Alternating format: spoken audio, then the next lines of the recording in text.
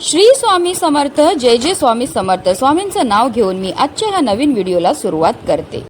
आज 5 एप्रिल आणि आज आली आहे संकष्टी चतुर्थी. संकष्टी चतुर्थी ही भगवान श्री गणेशाला समर्पित एक अत्यंत शुभ तिथी मानली जाते.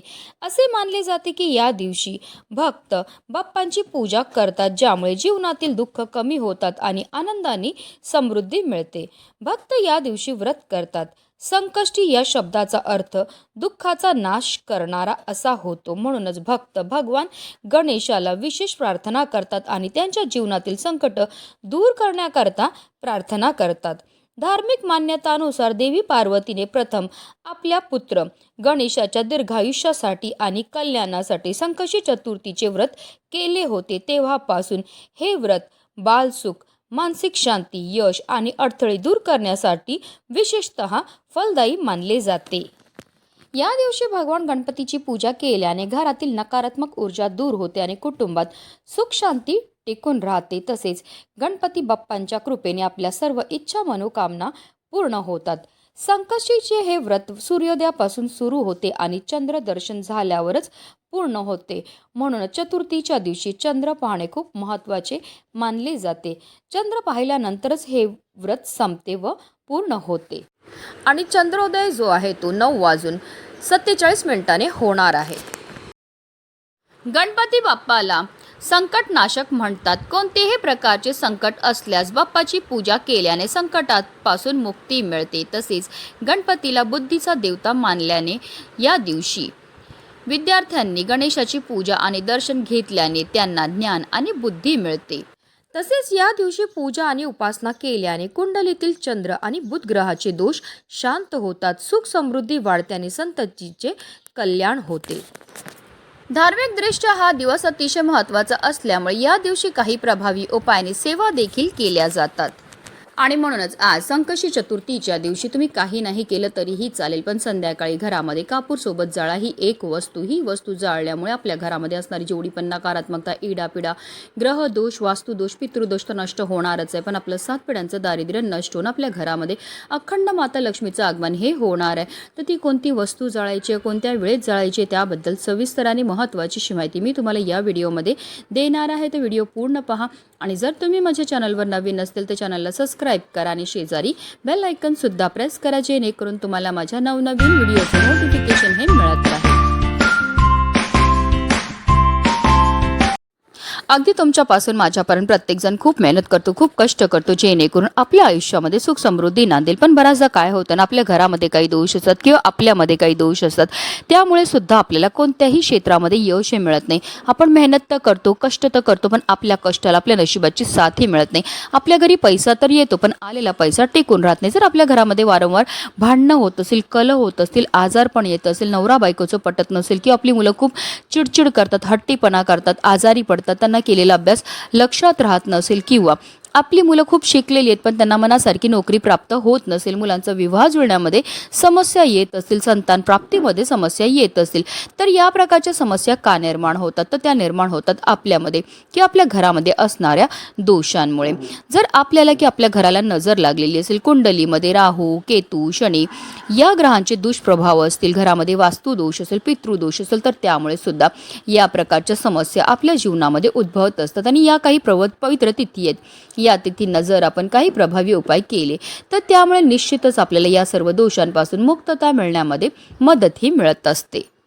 आता हा उपाय आपल्याला कधी करायचा? तर हा उपाय आपल्याला आज संध्याकाळी 6 वाजल्यापासून 7:30ची जी वेळ असते ती माता लक्ष्मीची आगमनाची वेळ असते. आणि त्यावेळेमध्ये जर आपण काही प्रभावी उपाय केले तर त्यामुळे माता लक्ष्मी ही आपल्यावर प्रसन्न होते आणि तिचं अखंड आगमन आपल्या घरामध्ये होत असतं. पण आता काही कारणास्तव जर तुम्हाला या वेळेमध्ये हा उपाय करणं शक्य नाही झालं तर अगदी रात्री 12 वाजेपर्यंत सुद्धा तुम्ही हा उपाय जो आहे तो करू शकतात. हा उपाय सुरू करायच्या अगोदर सर्वप्रथम आपल्याला देवघरामध्ये दिवा हा प्रज्वलित करून घ्यायचा आहे. कारण कोणतीही सेवा किंवा कोणताही उपाय जर आपण अग्नीच्या साक्षीने केला तर त्यामध्ये आपल्याला निश्चितच सफलताही प्राप्त होत असते. त्यानंतर आपल्याला विधिवत गणपती बाप्पांची पूजाही करून घ्यायची आणि त्यानंतर आपल्याला आपल्या घराचे सर्व दरवाजे आणि खिडक्या सुद्धा खोलून घ्यायच्यात. कारण आपल्या घरामध्ये असणारी जेवढी पण नकारात्मकता, इडापिडा, दोष आहेत, अलक्ष्मी आहे, तिला आपल्याला घरातनं बाहेर काढून टाकायचं आहे.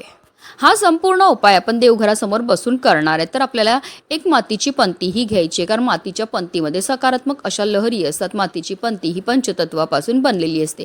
त्या मातीच्या पंतीमध्ये आपल्याला एक सुक्या खोबऱ्याची वाटी ही ठेवायची आहे. नारळामध्ये आपल्यामध्ये असणारी जेवढी पण नकारात्मकता आहे ती शोषून घेण्याची क्षमता असते. तसेच नारळ हे गणपती बाप्पांना अतिशय प्रिय आहे. आता तुमच्याकडे अख्खी नारळाची वाटी नसेल तर एक छोटा तुकडा जरी तुम्ही त्या मातीच्या पंतीमध्ये टाकला तरीही चालणार आहे.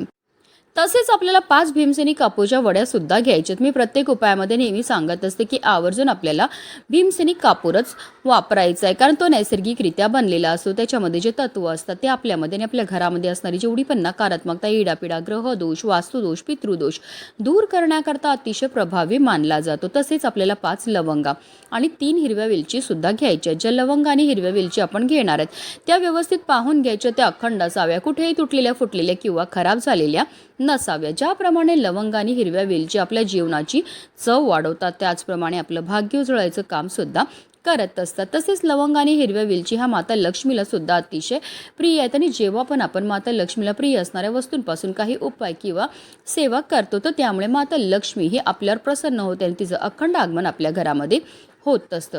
आता या लवंग आणि हिरव्या वेलची सुद्धा आपल्याला त्या मातीच्या पंतीमध्ये नेऊन टाकायची आहेत. तसेच आपल्याला चिमूटभर काळे तीळ सुद्धा घ्यायचे. तीळ हे गणपती बाप्पांना अतिशय प्रिय आहेत. तसेच काळे तीळ हे आपल्या पितरांना सुद्धा समर्पित आहेत आणि जेव्हा पण आपण काळे तिळांपासून काही उपाय किंवा सेवा करतो तर त्यामुळे आपल्या जीवनामध्ये असणारा प्रखरातला प्रखर पितृदोष, ग्रहदोष, शत्रुपीडा, दारिद्र्य दूर होण्यामध्ये मदत ही मिळत असते, कारण तिळांना दारिद्र्यनाशक असं सुद्धा म्हटलं जातं.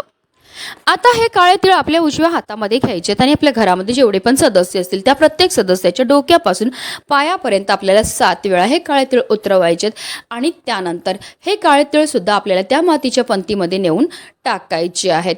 आता देवघरामध्ये प्रज्वलित असलेल्या दिव्याच्या मदतीने आपल्याला या मातीच्या पंतीमध्ये असणारा जो कापूर आहे तो प्रज्वलित करून घ्यायचा आहे. कापूर प्रज्वलित झाला की त्यामध्ये आपल्याला थोडंसं तूप सुद्धा टाकायचं. तूप देखील गणपती बाप्पांना अतिशय प्रिय आहे. तसेच माता लक्ष्मीला सुद्धा अतिशय प्रिय.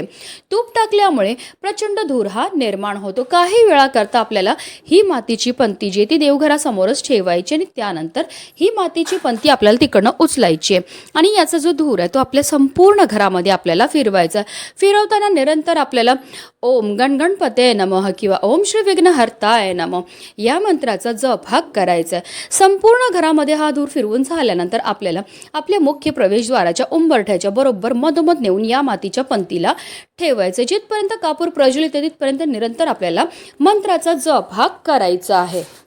जेव्हा आपण कापूर सोबत या वस्तू जाळतो त्याचबरोबर मंत्राचा जप करतो त्यामुळे आपल्या घरामध्ये असणारी जेवढी पण नकारात्मकता, इडापिडा, ग्रहदोष, वास्तुदोष, पितृदोष, अलक्ष्मी असते ती घरातनं काढता पाय करून निघून जाते आणि ज्या घरामध्ये कोणत्याही प्रकारचे दोष नसतात त्याच घरामध्ये माता लक्ष्मीचं आगमन हे होत असतं. आता या मातीच्या पंतीमध्ये असणारा कापूर शांत झाला की यामध्ये काही वस्तू असतील ज्या जळालेल्या असेल, काही वस्तू नाही जळालेल्या असेल तर त्या वस्तू आपल्या घरापासून लांब नेऊन आपल्याला टाकून द्यायच्यात. अशा रीतीने आपल्याला हा उपाय जो आहे तो आज संध्याकाळी करायचा. अतिशय प्रभावी असा हा उपाय केल्यामुळे आपल्या जीवनामध्ये असणारी जेवढी पण नकारात्मकता, इडापिडा, ग्रहदोष, वास्तुदोष, पितृदोष तर दूर होणारच आहे, पण आपलं 7 पिढ्यांचं दारिद्र्य नष्ट होऊन आपल्या संपूर्ण कुटुंबाची भरभरून अशी प्रगती होणार आहे.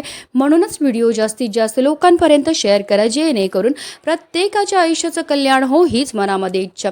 गणपती बाप्पा मोरया.